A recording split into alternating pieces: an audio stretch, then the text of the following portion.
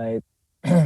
Baik saudara-saudara yang dikasihi oleh Tuhan, pagi hari ini kita akan membaca kebenaran firman Tuhan dan merenungkannya. Namun sebelumnya mungkin kita nyanyikan satu lagu. Bu Nela bisa nyanyi, Bu? Boleh, Bu, Pak. Kita Oke, kita nyanyi lagu Berikan Ku Hati. Berikan ku hati seperti hatimu yang penuh dengan belas kasihan. Berikan ku mata seperti matamu memandang tuaian di sekelilingku. Berikan ku tanganmu untuk melakukan tugasku. Berikan ku kakimu melangkah dalam rencanamu. Berikan ku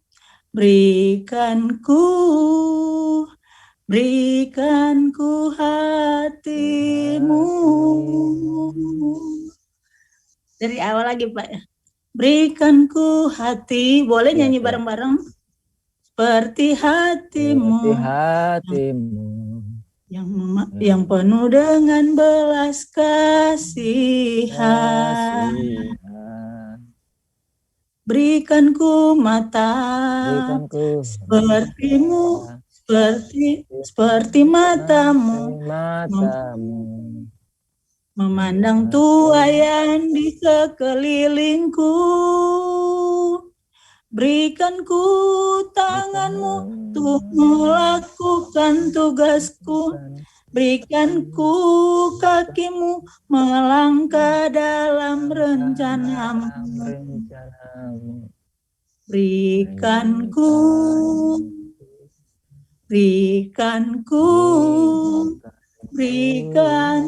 hatimu. Berikan ku hatimu. Mau berdoa, Pak? Atau langsung? Kita langsung berdoa, Bu. Ya. Tuhan, kami mengucap syukur buat pagi yang indah ini. Seberapapun kami yang hadir pagi ini, kami percaya Tuhan Yesus hadir dengan kami, Tuhan. Dan sebentar kami akan membaca kebenaran firman-Mu. Biarlah lewat kebenaran firman-Mu kami mendapat hal-hal yang baru yang boleh kami terapkan di dalam kehidupan kami dan kami menjadi berkat bagi orang lain, Tuhan. Kau pakai Pak Bram, pakai Pak Linsi, Pak Dadang, Tuhan, untuk kami boleh sharing bareng-bareng, Tuhan. Berikanlah hikmat, marifat pada Pak Bram sehingga hal-hal yang mencerahkan bagi kami maupun bagi orang-orang yang melihat acara ini, Tuhan, mendapat peneguhan, mendapat suatu keputusan bahwa apa yang mereka percaya, kalau mereka ada di dalam persimpangan, mereka boleh memilih, boleh menetapkan hati mereka untuk terus memegang Tuhan Yesus. Bagi mereka yang belum mengenal kebenaran, mereka mengambil keputusan, Tuhan, untuk mereka percaya, menerima Tuhan Yesus sebagai Tuhan dan Juru Selamat mereka yang hidup. Terima kasih Bapak, terima kasih Tuhan Yesus. Di dalam nama Tuhan Yesus, kami berdoa dan mengucap syukur. Haleluya. Amin. Amin. Oke, kita akan baca bagian firman Tuhan di dalam kitab Keluaran pasal 38 ayat 1 sampai dengan ayat 7 tentang membuat mezbah korban bakaran. Ya, kita mulai. Ayat 1, dibuatnyalah mezbah korban bakaran itu dari kayu penaga 5 hasta panjangnya dan 5 hasta lebarnya, 4 persegi tetapi 3 hasta tingginya. Silakan Bu Nela, kita. Ayat 2, dibuatnyalah tanduk-tanduknya pada tempat sudutnya, pada 4 sudutnya, tanduk-tanduknya itu dibuat, tanduk-tanduknya itu di tangan tembaga. Ya, Pak Dadang bisa. Ya, nama ayat yang ketiga, dibuatnyalah segala perkakas mezbah itu, yakni kuali-kuali, sodok-sodok, bokor-bokor, penyiraman, garpu-garpu, dan perbaraan perbaraan, semua perkakasnya itu dibuatnya dari tembaga.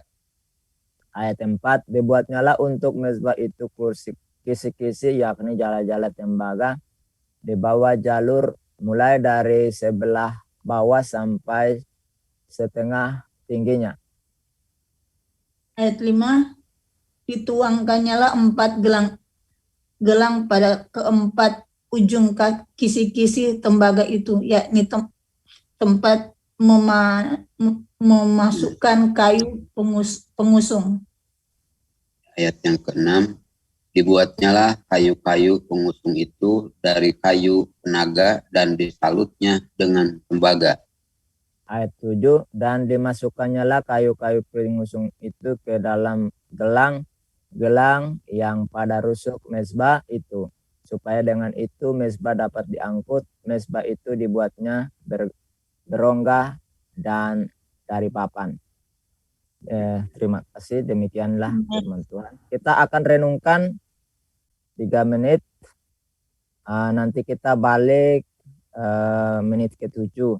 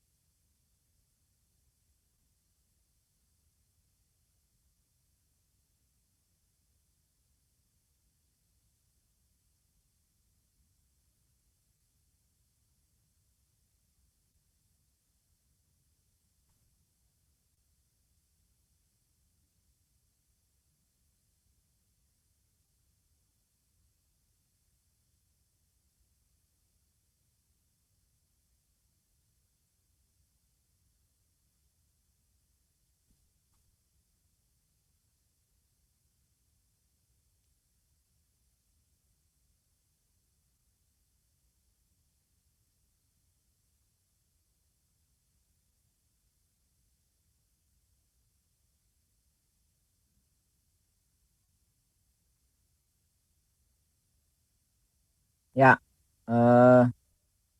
sudah menit ke-27.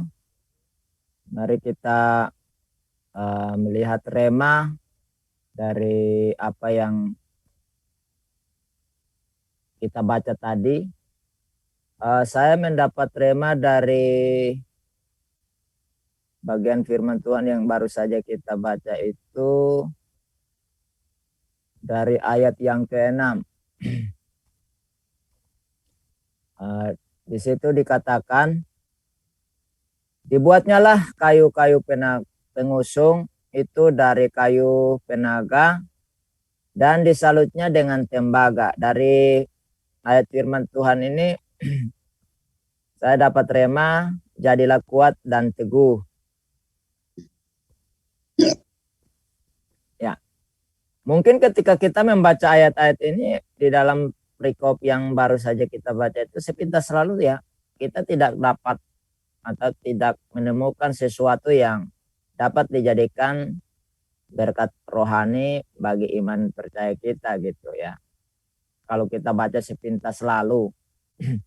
Namun jika kita mau melakukan apa kata Tuhan, ya, yaitu mempelajari arti daripada firman ini sebagaimana tertuang di dalam Matius pasal 9 ayat 13a itu, ya.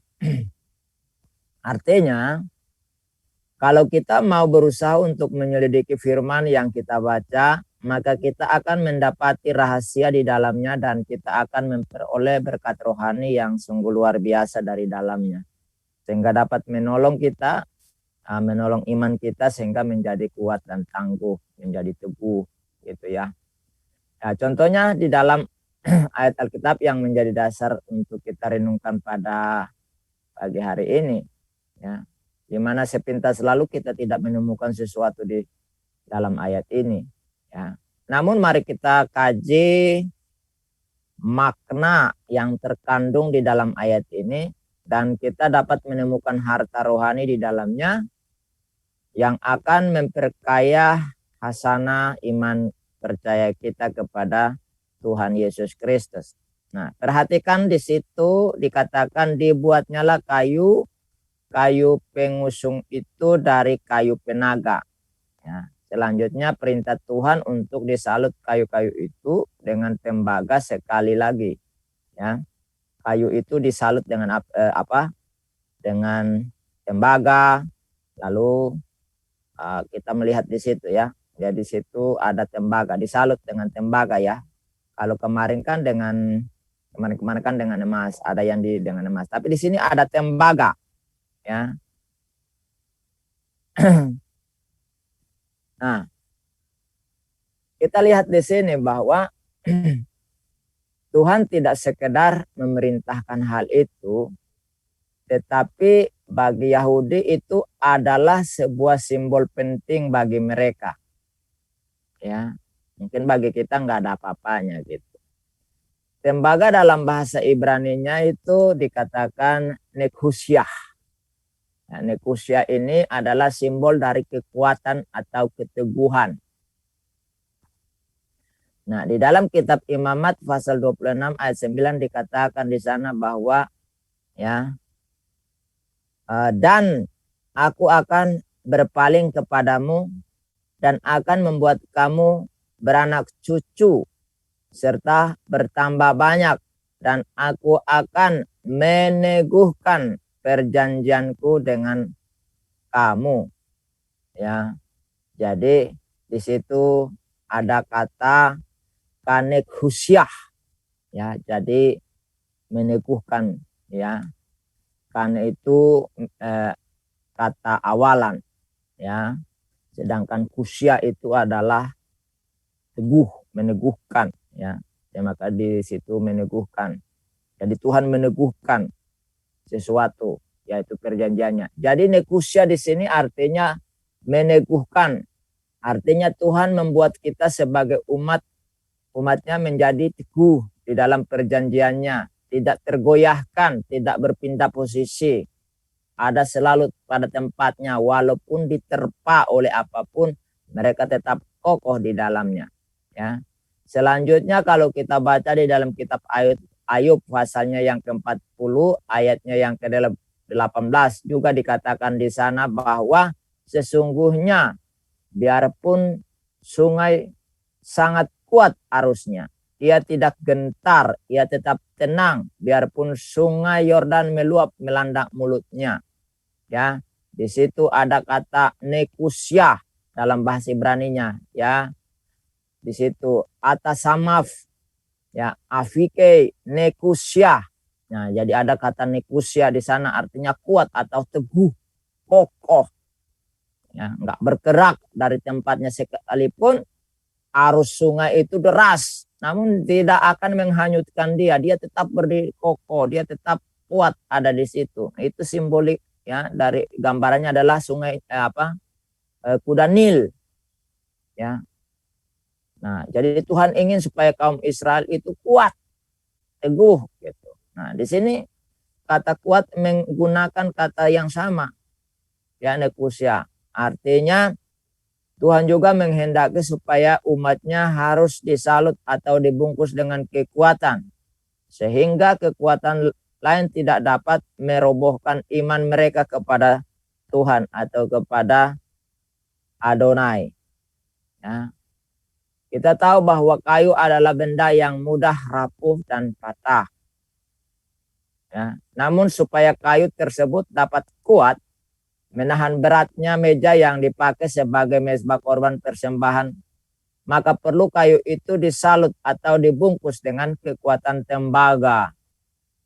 Ya, kayu penaga itu sudah bagus, tetapi bagaimanapun bagusnya kayu, bisa rapuh, bisa patah, maka perlu ada kekuatan lain, yaitu tembaga untuk menahan, ya, sehingga tidak mudah untuk patah maupun dimakan rayap ataupun dimakan binatang-binatang yang bisa membuat kayu itu rusak.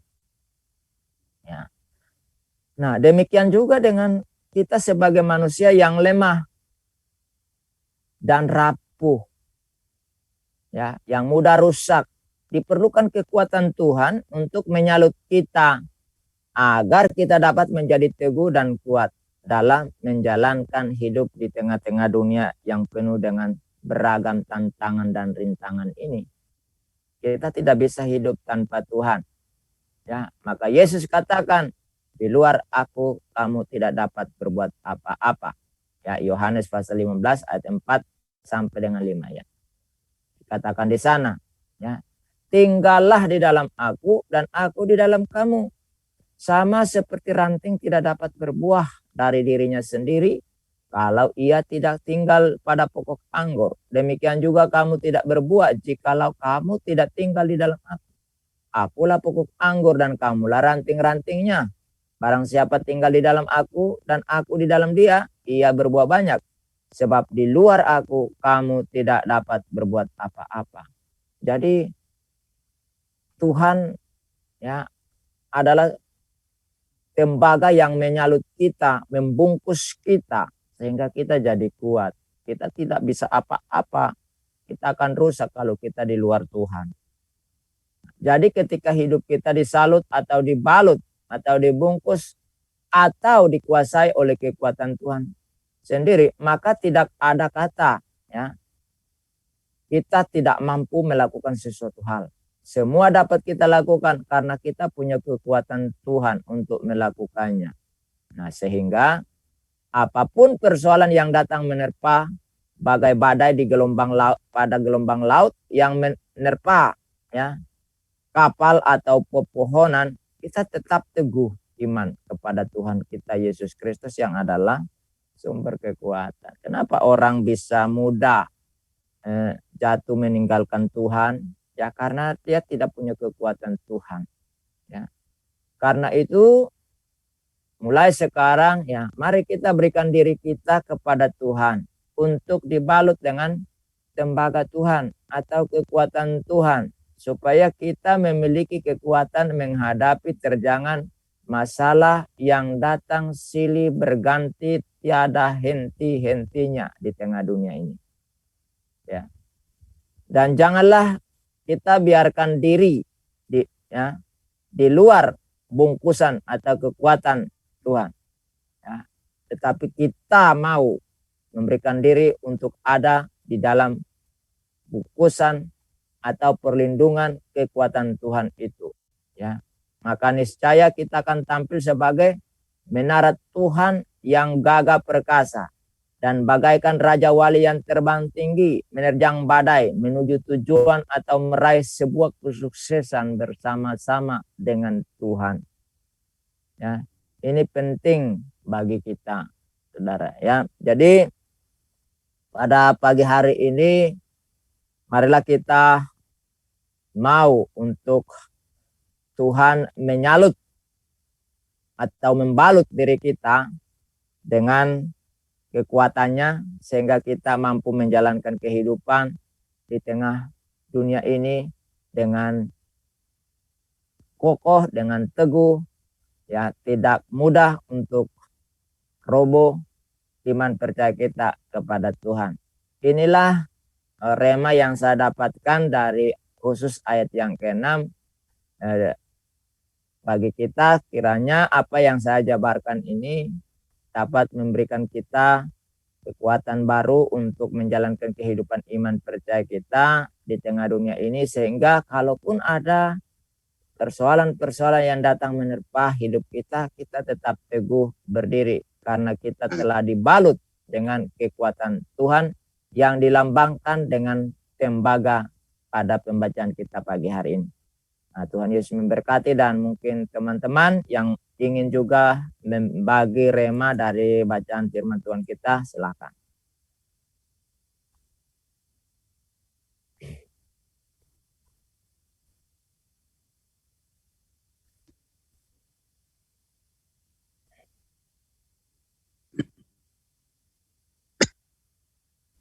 Silakan, ada yang ingin berbagi.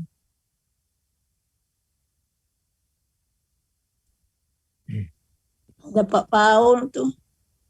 Selamat pagi Pak Paul. Silakan Pak Victor. Pak Ya. Paul. Gimana kabarnya Pak Paul? Selamat pagi Pak. Saya belum baca firmannya yang ayatnya di mana, jadi saya tidak bisa ini. Keluaran 38 Keluaran ayat 1 sampai 7. Oh. Iya. Iya. Kita nggak bisa share screen. Iya, saya terlambat masuk Pak. Lanjut nih Pak. Nggak apa-apa. Ya makasih Pak Bram. Kalau saya dapatnya yang di ayat 4 dibuatnya untuk mesbah itu kisi-kisi dari sebelah bawah samping setengah tingginya. Jadi maksudnya saya nggak dapat ininya, cuma kita dikasih Tuhan sekarang kita ini kan ada banyak hal supaya membuat kita tetap kuat, tetap berpegang gitu kepada Tuhan Yesus. Ada firman Tuhan, ketika kita berdoa kita bisa bersekutu dengan Dia gitu kan. Kita bisa ngomong dengan Tuhan, sehingga kita punya masalah, kalau kita datang sama Tuhan ada jawaban-jawaban yang kita bisa dapat gitu. Sekalipun mungkin enggak seperti yang kita pikirkan, tapi itu cukup membuat kita tenang, cukup membuat kita kuat bahwa kita enggak sendiri, ada Tuhan yang selalu menopang kita dalam kehidupan kita setiap kita dapat masalah, dapat rintangan, tantangan. Itu sih gitu. Jadi ada lagu dulu kan, kiri kananku ada Tuhan. Nah, kali ini kan sedemikian rupa Tuhan bikin buat orang Israel supaya mereka berjalan terus dalam Tuhan kan, berpegang pada Tuhan. Nah itu sih, dan saya bersyukur kita punya firman Tuhan, punya Alkitab yang sangat sungguh-sungguh membangun, memberkati kita ketika kita mau baca dengan teliti, sekalipun mungkin kita belum bisa teliti, tapi kita sebenarnya ada masalah ketika kita mau sungguh-sungguh datang sama Tuhan, mau cari Dia, pasti kita akan menemukan jawaban. Itu aja sih. Makasih Pak Bram, Tuhan berkati. Terima kasih Pak Bram, Ibu Nela. Oke Pak. Saya juga diberkati. Saya dapat rema. Pak, suaranya kecil Pak. Halo Pak, salam Bu. Halo. Ya, sudah bagus. Sudah bagus. Bagus ya. Ya, puji Tuhan saya diberkati dan dapat rema dari kebenaran firman Tuhan ini. Ya, kita sebagai anak-anak Tuhan ada beberapa hal. Yang pertama, kita harus tunduk patuh kepada pengarahannya Tuhan dengan sungguh-sungguh dan mentaati, juga tekun gitu ya. Karena kita perhatikan kalau seandainya Musa tidak ada ketaatan, kesetiaan, dan ketekunan kepada pengarahannya Tuhan, mungkin tidak akan jadi gitu loh dengan baik dan sempurna.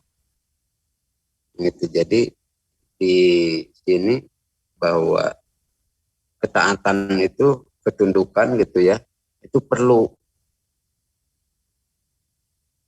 kepada Tuhan. Karena tanpa ketaatan, tanpa ketundukan, tanpa kesetiaan, kita juga mungkin sebagai anak Tuhan, kita tidak akan hidup sempurna atau sesuai dengan apa yang Tuhan harapkan.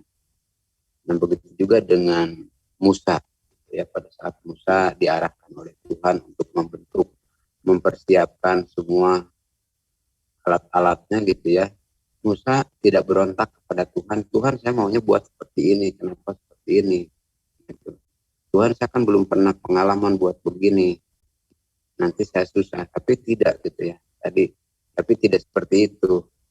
Musa tetap tunduk, patuh, taat sehingga dapat menghasilkan alat-alat yang Tuhan inginkan itu dengan sempurna. Nah itu Pak. Jadi kita intinya ada perlu ketaatan, ketundukan, kesetiaan.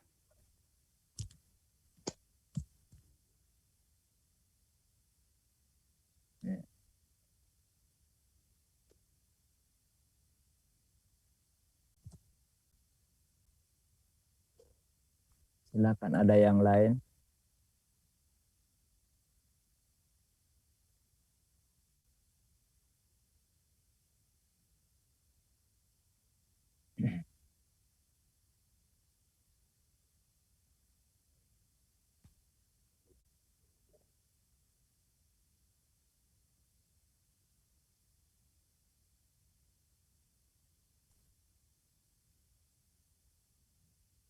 Ada dari Bu Nela, Bu?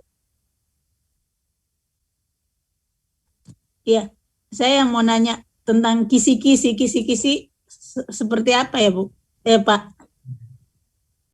Oh, kisi-kisi itu semacam apa ya?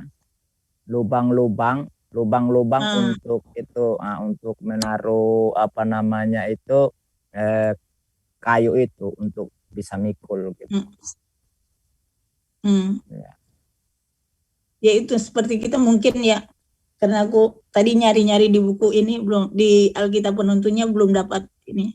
Ya, mungkin di antara ada bolong-bolong, maksudnya yang di saat kita mengalami hal-hal yang gak enak atau gimana, tapi ada firman yang bisa masuk dan membuat kita kuat. Ada firman yang membuat yang masuk yang membuat kita bisa bersuka cita sekalipun kita mengalami hal yang gak enak. Itu sih. Ya, artinya ada ruang di dalam diri kita yang bisa untuk dipergunakan oleh Tuhan untuk memasukkan kebenaran di dalam diri kita gitu. Ornamen-ornamen dalam perabot-perabot bait Allah itu kan itu sama dengan gambaran Rasul Paulus tentang tubuh bait Allah, ataupun di dalam Yesus menggunakan ilustrasi sebagai pohon anggur. Nah, di dalam pohon anggur itu satu ada akar, ada pohon, ada kulit, ada kambium, ada daun, ada kembang, ada semua ada di situ. Begitu juga dengan tubuh. Tubuh itu terdiri dari berbagai ornamen, ya, kulit, ya, usus, rambut, mata, telinga, jari, kuku, semua kan. Nah, jadi kenapa Tuhan pakai ilustrasi seperti itu menggambarkan kita sebagai tubuh Kristus? Ya, mulai dari zaman Taurat itu banyak simbol-simbol di dalam. Nah, hanya banyak orang yang tidak mengerti arti daripada simbol-simbol itu gitu. Nah, oleh karena itu sebagaimana peralatan perabot di kemah suci maupun di bait Allah, nah itu sama dengan simbol-simbol dalam diri kita sebagai tubuh Kristus yang harus dijaga. Itu semua ada maksud dan tujuan, ya. Mungkin banyak orang tidak paham, ya kan. Nah, tetapi Tuhan tidak kebetulan menaruh itu tertulis di dalam kitab suci. Pasti ada maksud, tujuan. Kenapa? Seperti kayu penaga, nanti kita bahas tentang kayu penaga. Kenapa Tuhan tidak memilih jati gitu, tapi dia memilih kayu penaga? Nah, itu tidak kebetulan, ya. Tuhan pilih kayu penaga. Itu apa ya Pak? Ya. Nah, kayu penaga itu sebuah kayu yang cukup tahan di daerah-daerah padang gurun, ya. Dan itu dia punya tekstur yang sangat bagus, ya, untuk bisa dipakai untuk furniture gitu ya. Jadi itu luar biasa, dan kayu itu sangat tahan. Ya, kayu-kayu lain bisa mati, dia enggak. Dia bisa bertahan di tengah kekeringan. Dia tidak tinggi, dia tidak terlalu tinggi gitu. Tapi dia kuat dan menjadi Kayak belian gitu ya. kayu pilihan. Iya. Nah, mungkin kalau kita di Indonesia itu seperti kayu ulin, Pak. Ya, ulin. Kuatnya. Nah, tapi kayu itu mudah untuk dibentuk loh, Pak. Kayu itu. Dia semacam lawan ya. Iya. Dia sebangsa kayu apa ya, kalau di Indonesia itu apa sih yang untuk mebel itu. Jadi dia mudah untuk apa mahoni. namanya mahoni sebangsa itulah ya. Jadi dia mudah untuk dibentuk. Tapi dia punya serat-serat itu indah gitu loh. Nah, itu kayu penaga. Dan dia tidak mudah untuk jabuk. Nah, itu kayu penaga. Mungkin seperti ya sebangsa kayu ulin gitu ya. Nah, gitu dia. Tak mudah dimakan serat. Tidak mudah dimakan. Ya. Kalau dimakan sama rayap lah. Pokoknya itulah. Pokoknya dia tidak mudah untuk rusak lah gitu ya. Jadi itu simbol-simbol yang Tuhan pakai gitu loh. Tuhan pilih. Luar biasa. Kalau saya baca itu di Kamus Bahasa Indonesia, kisi-kisi itu ini apa nih? Seperti Bapak tadi kan bilang kayu berlubang-lubang gitu ya, atau kayu yang besar yang dipasang berdiri dan bergerak berjarak sehingga terdapat celah-celah. Iya. Nah itu. Iya, gitu. Kalau misalnya kalau tenda itu kan ada juga lubang-lubang, itu namanya kisi-kisi. Ya, mungkin itu ya kisi-kisi. Ya. Terima kasih Pak Bram, Jenis berkati. Iya, sama-sama.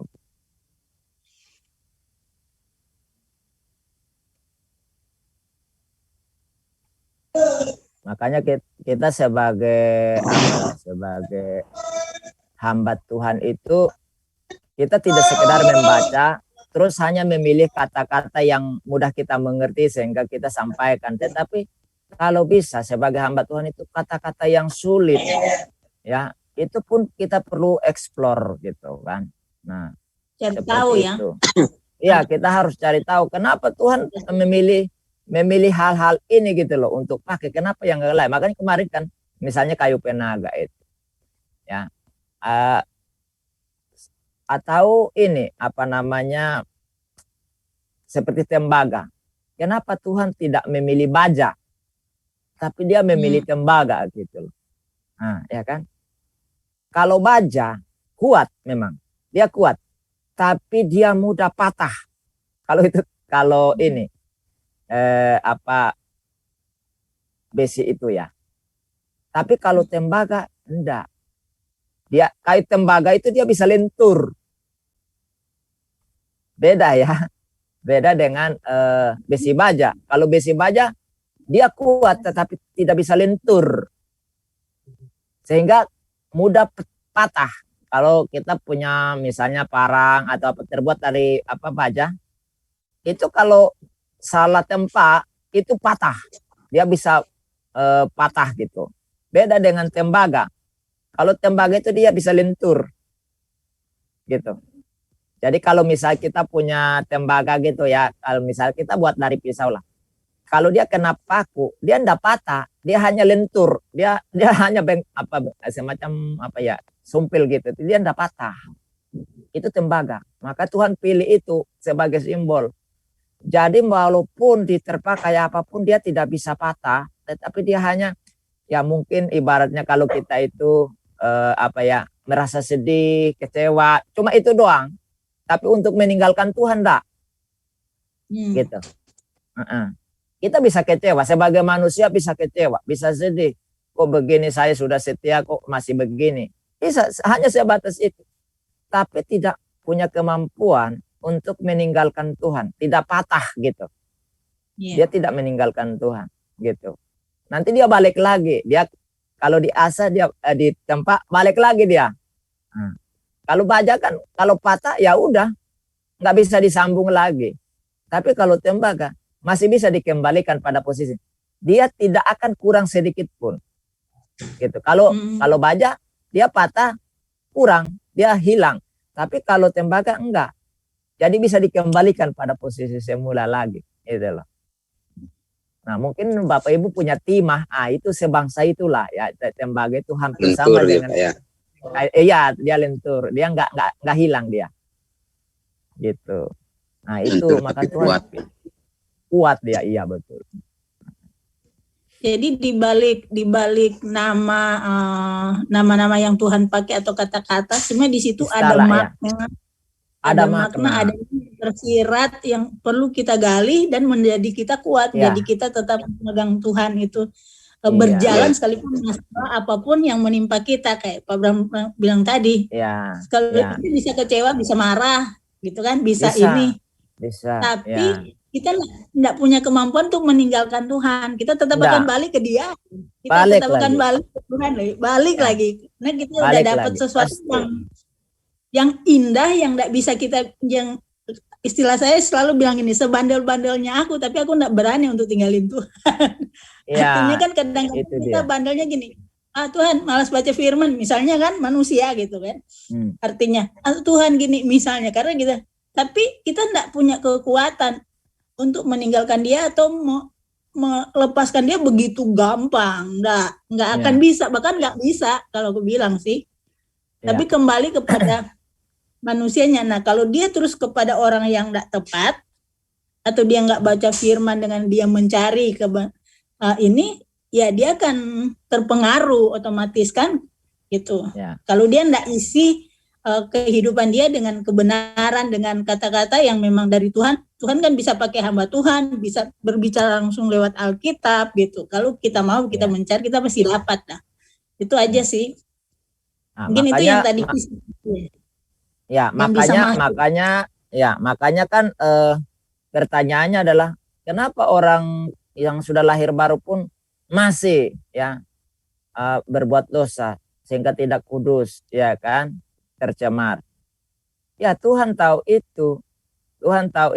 Maka itulah Tuhan sediakan solusi, di mana kalau kamu berbuat dosa tanpa kamu sengajakan, kamu datang sama Tuhan, minta ampun sama Tuhan, maka Dia setia.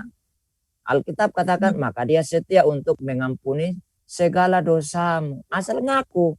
Yang Tuhan tidak suka dan benci adalah sudah buat dosa, nggak ngaku lagi, nggak jujur lagi. Sehingga apa? Hukuman datang kan? Apa contohnya? Adam dan Hawa sudah buat dosa, seharusnya ngaku kan? Ketika Tuhan bilang, hei Adam, di manakah engkau? Maksud Tuhan itu bukan Tuhan tidak tahu, tapi Tuhan katakan, Adam, sekarang posisimu di mana? Kamu kan aku ciptakan kan suci kudus seperti aku. Nah, sekarang posisimu, kamu sadar enggak posisimu sekarang? Apa dia bilang? Itu loh perempuan yang engkau kasih. Loh, sudah salah, enggak ngaku, nyalahkan orang lain, nyalahkan Tuhan pula, ya kan? Itu kan sama dengan Adam bilang gitu. Gara-gara Tuhan sih kasih perempuan sama aku, makanya aku begini. Nah, kan begitu.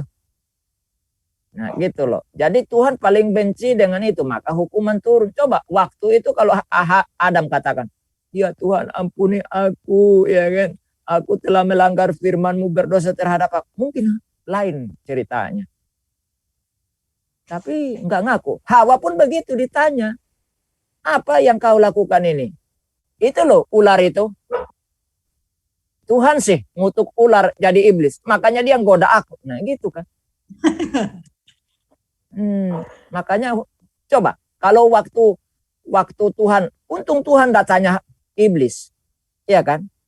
Apa yang kamu lakukan? Hai ular. Mungkin ular bilang. Aku kan tidak kasih mereka makan. Wong aku cuma suruh tengok aja kok. Iya kan. Untung Tuhan tidak nanya iblis, tapi langsung hukuman jatuh sama dia. Nah itulah, jadi Tuhan paling benci orang yang tidak mengakui kesalahannya. Yang Tuhan hargai adalah mengaku kesalahan. Bahwa aku orang berdosa, kasihanilah aku seperti pemungut cukai di bait Allah. Ya, tidak seperti orang Farisi. Kalau orang Farisi, Dia bangga, aku tidak seperti orang lain, bahkan seperti pemungut cukai itu, ya kan? Tapi pemungut cukai itu bahkan untuk menatap langit saja dia nggak berani. Ya, karena langit itu adalah simboliknya Tuhan, tempatnya Tuhan. Sehingga dia untuk menatap langit tidak sanggup. Dia hanya nunduk dan dia katakan, Tuhan, kasihanilah aku orang berdosa ini. Tuhan butuh itu. Apa kata Tuhan? Orang ini pulang dengan dibenarkan oleh Allah, sedangkan yang lain itu tidak. Wah, luar biasa. Nah, itu dia. Jadi kita sebagai tembaga, mungkin kadang kita tergores pilu, ya kan? Sampai kita jadi terluka, ya kan? Tapi yang Tuhan butuh adalah pengakuan. Ketika kita ngaku sama Tuhan, maka kembali kita dibetulkan lagi. Seperti apa ya, tukang tembikar, ya. Ketika dia buat tanah liat, oh ada yang gak sesuai, dipoles lagi, dibentuk lagi, sehingga dia tampil menjadi tembikar atau sesuatu yang sangat menarik dipandang. Nah, itulah Tuhan maunya kita begitu. Kita dibentuk, ada waktunya kita agak tersentuh dengan sesuatu yang membuat kita terluka, kecewa, ya kan, sampai kita ngambek gitu kan, mutung kata orang Jawa. Tapi yang Tuhan hargai datang lagi, sadar dan datang lagi, ngaku sama dia, Tuhan aku orang berdosa, kasihani aku. Wah, Tuhan langsung pulihkan gitu. Nah, itu yang Tuhan ingin dari kita gitu. Kalau kita nggak ngaku, ya sudah, dihukumlah, kan begitu. Seperti itu. Nah, kalaupun kita sudah ngaku, tetap disiplin turun untuk kita. Tetapi Tuhan akan kasih kekuatan untuk kita bisa menanggung kedisiplinan itu. Sehingga kita akan tangguh. Ya. Nah, seperti itu. Oke, waktu kita sudah selesai. Kita akan menutupnya. Pak Dadang mau nyanyi, Pak? Ya, Pak. Mau nyanyi? Enggak, Pak. Oke, kalau nggak ada yang nyanyi, aku Kita mau nyanyi nyanyi. satu lagu. Oh ya udah, oke. Silakan Pak. Ya, aku mau nyanyi satu lagu. Semoga saya tidak lupa sih akhirnya. Kasih Yesus indah dalam hidupku, menghiasi hati dan jiwaku. Kasih Ku tak ku tak dapat hidup tanpa kasih Tuhan. Pegang tanganku sepanjang jalanku. Kasih Yesus mengalir dalamku seperti sungai yang tak pernah kering. Kasih Yesus membabat hatiku, dalam kasih-Mu ku tetap teduh. Baik, kita tunduk kepala, kita berdoa. Wah, itu sekali. Di mute dulu, Pak. Ya, oke, kita berdoa. Segala hormat pujian bagi nama-Mu Tuhan Allah kami di dalam Yesus Kristus Tuhan, junjungan kami yang hidup. Kami bersyukur pagi hari ini Tuhan Engkau beri kesempatan bagi kami untuk boleh bersekutu bersama di pagi yang indah ini, serta merenungkan kebenaran firman-Mu sebagai tuntunan bagi kehidupan kami sepanjang hari ini. Kiranya apa yang sudah kami dapatkan dari rema firman Tuhan itu dapat menolong kami menjadi orang-orang yang teguh di dalam Tuhan seperti tembaga.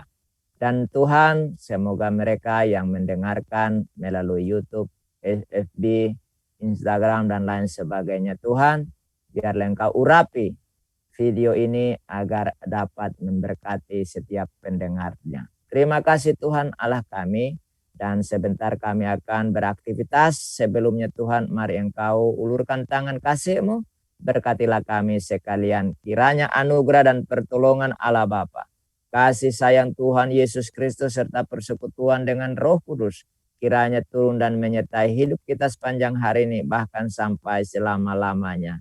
Di dalam berkat nama Yesus Kristus Tuhan. Haleluya. Amin. Ya, selamat pagi semuanya. Ya.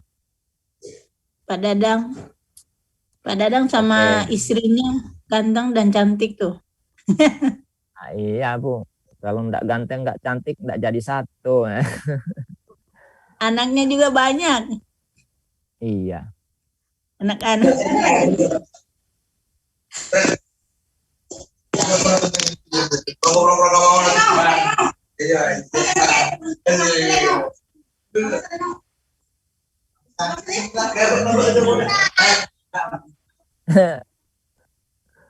Aduh. Kayaknya ada yang didisiplin tuh.